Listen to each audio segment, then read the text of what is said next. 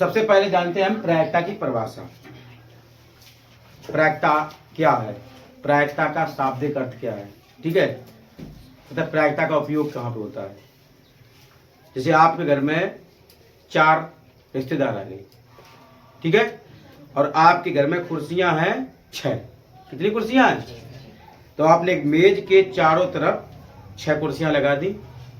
आपसे कह दिया जाए ये 4 रिश्तेदार इन 6 कुर्सियों पर कितने प्रकार से बैठ सकते हैं, ठीक है, कि कितनी घटनाएं हो सकती हैं। कुल घटना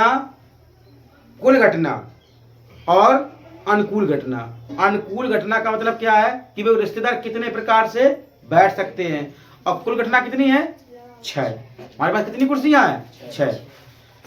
तो ये डिफरेंस आता है, इसी को कहते हैं हम प्रायिकता, ठीक है। जैसे हम कहते हैं किसी घटना के घटित होने की अनुकूल परिस्थिति, किसी घटना के घटित होने की अनुकूल परिस्थिति तथा घटना की कुल परिस्थितियों के अनुपात को उस बिंदु पर प्रायिकता कहते हैं, ठीक है। एक बार फिर से, किसी घटना के घटित होने की अनुकूल परिस्थिति तथा घटना की कुल परिस्थिति के अनुपात को प्रायिकता कहते हैं। घटना के घटित होने की परिस्थितियां तथा घटना के कुल घटित होने की परिस्थितियां के अनुपात को प्रायिकता कहते हैं। प्रायिकता का मतलब होता है probability of event. Probability of event, घटना घटित होने की प्रायिकता बराबर घटना घटित होने का अनुकूल क्रम या अनुकूल परिस्थितियां बटे घटना घटित होने के कुल क्रम, ठीक है। प्रायिकता बराबर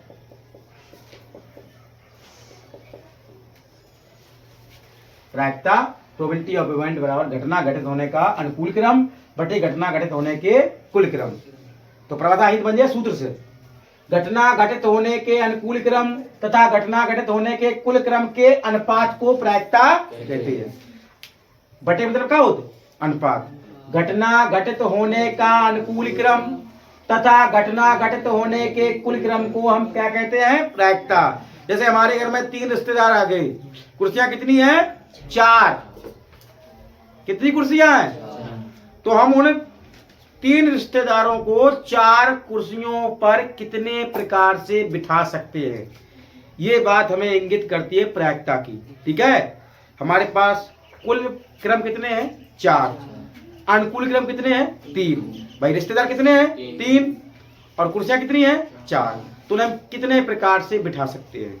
तो ये जो कंडीशन बन रही है ये एक प्रायिकता की कंडीशन है, ठीक है।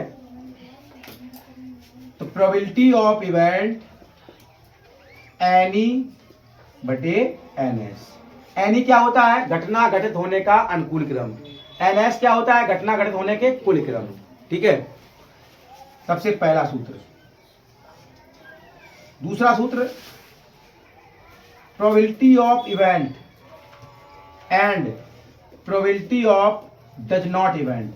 बार का मतलब है घटना घटित ना होने की प्रायिकता, और इसका मतलब क्या है? घटना घटित होने की प्रायिकता का योग कितना होता है? 1। इसमें एक और सूत्र याद रखना है आप लोगों को, प्रायिकता का मान हमेशा 0 या 0 से बड़ा और 1 या 1 से छोटा होता है, ठीक है। प्रायिकता का जो मान होगा हमेशा 0 से बड़ा होगा और 1 से छोटा होगा, ठीक है। प्रायिकता का मान हमेशा 0 या 0 से बड़ा, 1 या 1 से छोटा होता है। ठीक है। तो जो हम प्रायिकता पढ़ रहे हैं, प्रायिकता अच्छी तरीके से पढ़ने के लिए हमें कुछ शर्तें मालूम होनी चाहिए। जो प्रायिकता संबंधित सवाल होते हैं वो ताश पर आधारित होते हैं। पांसा, जानते हो पांसा? अगर ये बोलते हैं डाइस, लूडो खेलते हो लूडो, तो उसमें क्या होता है, पांसा होता है एक। और कॉइन, कॉइन माने सिक्के। और जो चौथा उपकरण है प्रायिकता संबंधी सवालों का, वो है बॉल, गेंद। कितनी गेंदें थी, कितनी निकल गई, कितनी लाल हैं, कितनी हरी हैं, कितनी पीली हैं, ठीक है। तो गेंद के जो सवाल होते हैं वो बहुत सरल सवाल होते हैं, उनमें कोई सूत्र वगैरह नहीं लगता है, ठीक है। सिक्के, पांसा और ताश, इनके बारे में हमें विशेष जानकारी होनी चाहिए, ठीक है। तो सबसे पहले हम जानते हैं ताश के बारे में। ताश की अंग्रेजी क्या होती है? प्लेइंग कार्ड, ठीक है, या कार्ड भी हो सकते हैं। तो कुल ताश कितने होते हैं? कुल ताश होते हैं 52। और जो ताश होते हैं वे 4 प्रकार के होते हैं।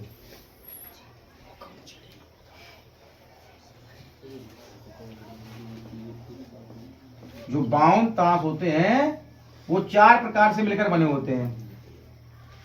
पहला होता है हुकुम, दूसरा होता है चिड़ी, ईंट और पान। हुकुम,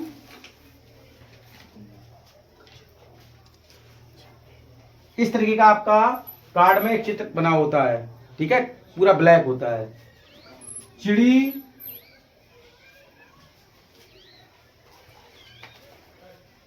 चिड़ी में इस तरीके 3 वृत्ताकार सी आकृतियां होती हैं। ईंट, भाई ईंट में तो ईंट ही छपी होगी। पान,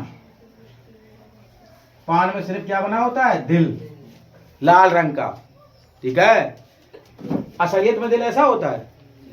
नहीं होता ऐसा दिल, लेकिन लोग दिल ऐसे ही बनाते हैं।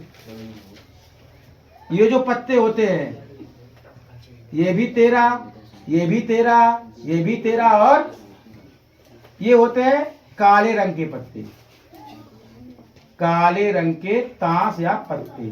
कितने हो जाएंगे? 26। ये होते हैं लाल रंग के ताश, ये भी कितने होते हैं? 26। तो देखिए ताश संबंधी कुछ इंपॉर्टेंट नोट। चित्र वाले ताश कितने होते हैं बताओ?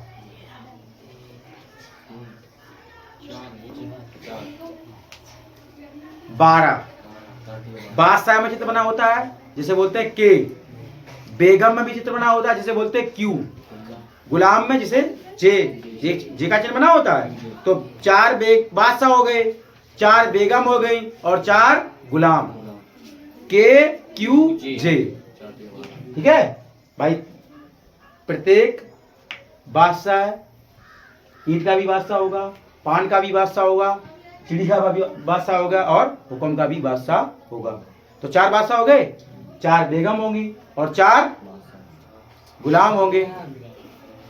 तो चित्र वाले पत्ते कितने हो गए? 12। अंग्रेजी वर्णमाला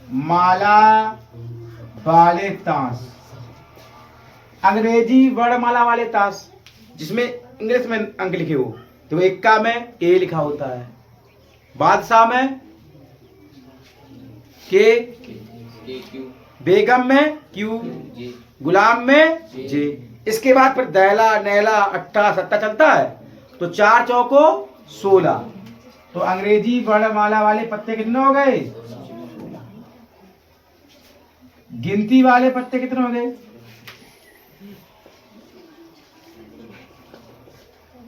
टोटल कितने होते हैं? 52। 16 तो हो गए गिनती वाले, सॉरी अंग्रेजी वाले। तो गिनती वाले कितने बचे जाए? 36।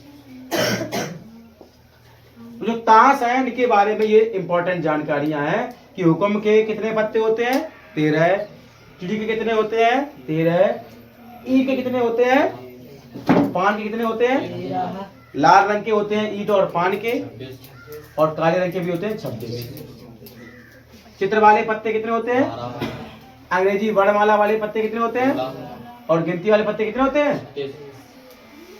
ये तो ताश की जानकारी है, ठीक है। टोटल पत्ते कितने होते हैं? 52। अब हम जानते हैं सिक्के के बारे में। कॉइन, देखिए सिक्के में कितनी फलकें होती हैं? 2, head and tail. Head and tail. Head को बोलते हैं चित्र, टेल को बोलते हैं पट या पुच्छ, ठीक है। तो बेटा एक हम ऐसा फंडा आपको बताएंगे कि यदि सिक्के वाला सवाल आ जाए, देखिए प्रायिकता का सूत्र क्या होता है? प्रोबेबिलिटी ऑफ इवेंट बराबर एनी बटे एन एस। आपको एन एस का मान सवाल में दिया जाएगा और एन ई का मान निकालना होगा, ठीक है। तो एन ई का मान जब मिल जाएगा और एन एस का मान जब मिल जाएगा तो इसका हम कर देंगे भाग, तो क्या मिल जाएगा हमें? Probability of event. तो हम यहां पर सीखेंगे एन एस निकालना। क्या सीखेंगे? संख्या, सूत्र और एन एस का मान। यदि हम एक सिक्के को एक बार उल्लारें तो सूत्र क्या हो जाएगा? 2 की पावर n। सिक्के में कितनी फलकें होती हैं? 2, हेड एंड टेल। तो 2 की पावर n, और n का मान कितना है? 1। तो कितना हो गए? 2। जब आपको एक सिक्का उछालने को कहा जाए तो डायरेक्ट हम बता देंगे एन एस का मान कितना होगा? 2, ठीक है। एन एस का मान नहीं निकालना है। जब 2 सिक्के उछाले जाएं तो 2 पे घात 2 बराबर 3 सिक्के उछाले जाएं तो 2 पे घात 3 बराबर कितना हो जाएगा? 2 दूनी 4 दूनी 8। अगर प्रायिकता समझ में ना आई तो बहुत कठिन, और समझ में आ गई तो बहुत सरल। ये तो हो गए सिक्के के बारे में जानकारी। अब हम जानते हैं पासा, डाइस। पासा में कितनी फलकें होती हैं? 6। तो सूत्र हो जाएगा 6 की पावर n। संख्या एन एस का सूत्र है, ठीक है। सूत्र n 6 की घात n, और यहां पे एन एस का मान। यदि एक पासा उछालेंगे तो 6 पे घात 1, तो कितनी फलकें आएंगी? 6। एन एस का मान कितना आएगा? 6। यदि हम 2 पासे उलारेंगे तो 6 पे घात 2 कचरंग, और 3 तो 6 पे घात 3 2 से 7। तो ये पासे की जानकारी, ये सिक्कों की जानकारी, और ये ताश की जानकारी। इन जानकारियों के बाद आपको प्रायिकता समझने में कोई कठिनाई नहीं होगी। तो देखते हैं थोड़ी देर के लिए प्रश्नावली।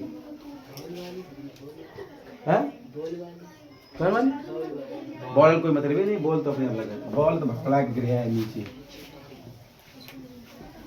नेक्स्ट प्रश्न निकाल लो, फिर हम थोड़ी विज्ञान और पढ़ेंगे आज।